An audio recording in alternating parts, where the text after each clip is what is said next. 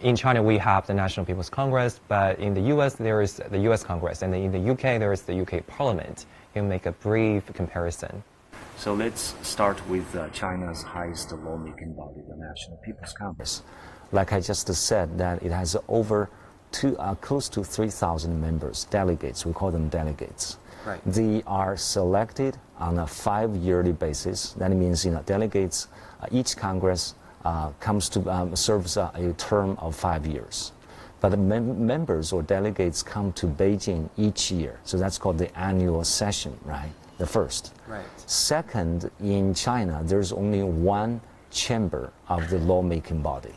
Whereas in the United States, you have the lower chamber, which is called the House of Representatives. And then you have the upper chamber, called the Senate. You mentioned the UK Parliament. The UK Parliament also, we call this a bicameral structure. It has a House of Lords as well as a House of the Commons. Right. Okay. But our legislative system, we call that in English, political science jargon, called unicameral, not bicameral. Okay. The first major difference.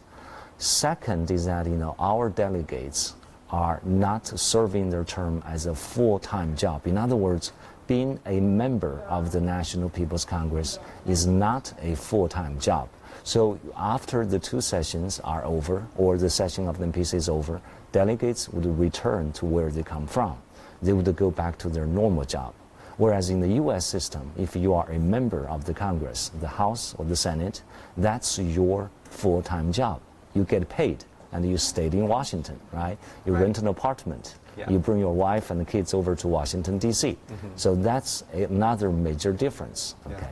Yeah. A third difference is that in the Chinese system, let me put it this way, in the Chinese system, members of the National People's Congress, because there are so many of them, okay? And so there's no way you would have all of them to come together and to deliberate each and every bill or law.